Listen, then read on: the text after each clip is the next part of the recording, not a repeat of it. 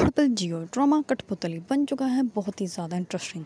उसमें हमें दिखाया जाएगा कि अरीबा जो होती है वो जानबूझ के अयान के करीब आ रही होती है।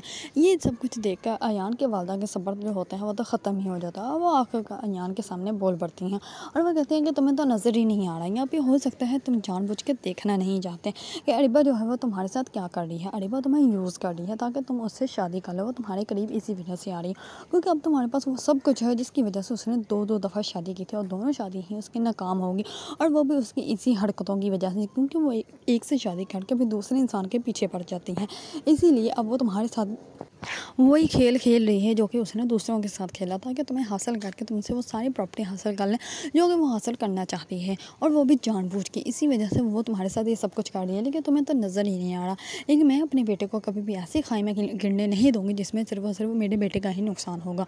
दूसरी तरफ जो होती है अबीन, वो अपनी वालदा से पूछती है कि आपको पता था कि अरीबा जो है वो अयान के घर में रह रही है, और वो भी तब से जब से वो यहाँ से गई है।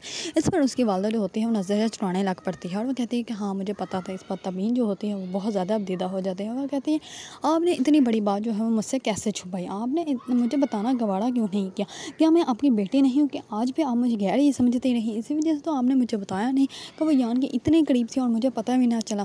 दूसरी तरफ जो होता है शज़ीब, वो अपने एम्प्लॉय को कॉल करके पूछता है कि तबीन क्यों आई है या नहीं आई, क्या उन्होंने बताया है कब तक ज्वाइन करेंगे। इस पर जो होते हैं वो कहते हैं कि नहीं हमें नहीं पता। इस पर जो होता है शज़ीब वो बहुत ज़्यादा परेशान होता है कि तबीन जो है वो कहीं ऑफिस ही ना छोड़ दे। अगर आप लोगों को ड्रामा कठपुतली पसंद है और उसके बारे में न्यू अपडेट जानना चाहते हैं तो मेरे चैनल को लाइक कमेंट एंड सब्सक्राइब करना मत भूलिएगा।